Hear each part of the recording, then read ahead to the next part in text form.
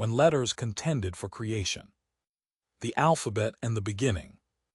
What if creation did not begin with matter, but with letters? What if before heaven and earth were formed, the very alphabet stood before God, each letter pleading to be chosen? In this series, we are walking carefully through the creation section of the Legends of the Jews, a compilation of ancient Jewish traditions preserved through centuries of rabbinic storytelling. These traditions are not scripture. They do not replace the Bible. They help us see how earlier generations reflected on it. Last time, we explored what legend says existed before, in the beginning. Tonight, we move from preparation to language itself. According to this tradition, when God resolved to create the world through His Word, the 22 letters of the Hebrew alphabet descended from His crown. They were engraved there in flaming fire. One by one, they stepped forward. The first was Tav. "O Lord of the world," Tav said, "let creation begin with me, for through me the Torah will one day be given." But Tav was refused. Why? Because Tav would also become a mark of death. Then Shin approached. "Let the world begin with me," it pleaded, "for your name, Shaddai, begins with my letter." But Shin also begins the word for falsehood. Rejected.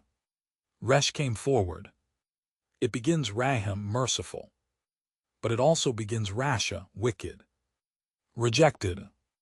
One after another, the letters made their case. Each one carried honor. Each one carried shadow. Each one bore both glory and flaw.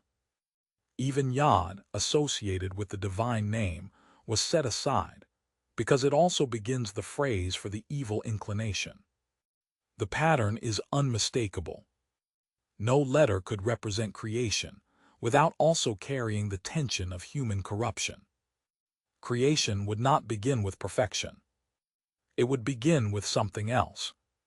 Then Bet stepped forward. Bet made a different argument. "Let creation begin with me," Bet said, "because through me humanity will bless you." The word Bereshit in the beginning begins with Bet. Blessed be the Lord begins with Bet.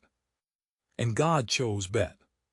Creation begins not with judgment, not with accusation, not even with command, but with blessing. And what of Aleph? Aleph did not argue. Aleph did not boast. Aleph remained silent. Legend says it was later rewarded for its humility. It would become the first letter of the 10 Commandments. "I am the Lord your God." Silence before honor. Humility before prominence. So what have we seen? This legend imagines language itself as moral. Ancient interpreters did not treat letters as random symbols. They believed even the first character of Genesis carried intention. They believed beginnings mattered. And they believed the act of creation was deliberate down to the smallest mark. What does this invite us to consider? If creation begins with blessing, how do we begin what we build? If humility is honored, how do we approach what we know? Next time, we move beyond letters and into the first day itself, when light exists before the sun and the architecture of heaven begins to unfold. As we continue, remember, Scripture stands. Legend invites reflection. If this episode helped you see Genesis from a new angle, let us know in the comments. And remember to like and subscribe as we continue this journey step by step.